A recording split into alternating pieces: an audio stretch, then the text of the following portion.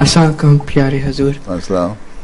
میرا یہ سوال تھا کہ یہ جو گروپس ہوتے ہیں آئسس اور القاعدہ سارے کہتے ہیں ان کو فنش کرنے کے لیے ان کو سارے مار دیں تو پھر آپ کو لگتا ہے کوئی اور طریقہ ہے جن پہ وہ سیدھے راستے پہ چلے جائیں؟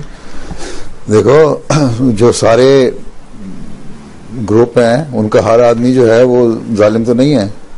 بہت سارے لوگ جو آئسس میں گئے یہاں سے بھی اور اور جگہوں سے بھی گئے ہیں وہ ان کو جو بعد میں انہوں نے ریئلائز کر لیا کہ یہ غلط گروپ ہے انہوں نے چھوڑنے کی کوشش کی.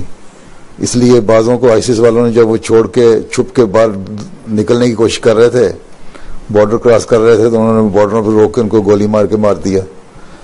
ٹھیک ہے, بعض چھپ کے باہر نکل بھی آئے.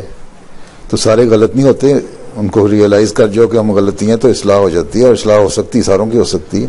جو ان کے لیڈر ہیں نا ان کے اپنے انٹرسٹ ہیں, ویسٹرن انٹرسٹ ہیں, وہ اپنے ذاتی مفاد ہیں ان کے, وہ ان کو اس سے کوئی دلچسپی نہیں کہ آئسس میں ہم نے اسلام قائم کرنا ہے. ان کو دلچسپی ہے کہ ہماری حکومت قائم ہو جائے ہیں اور ہم کہیں گے ہم بھی بادشاہ بن گئے.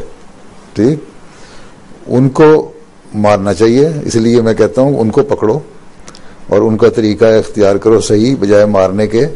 میں نے پچھلی دفعہ بھی سمپوزیم میں کہا تھا ان کی فنڈنگ کو روکو, ان کو کون آرمز اینڈ ایمونیشن دے رہا ہے, کون ہتھیار دے رہا ہے, اس کو روکو ہیں.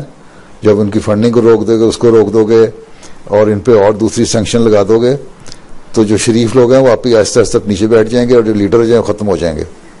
ٹھیک, ہم نے تو دنیا اصلاح کرنی, ہم تو یہ کہتے نہیں, میں تو نہیں کہتا کہ ایئر اسٹرائک کرو, میں تو بڑا خلاف بولتا ہوں اس کے.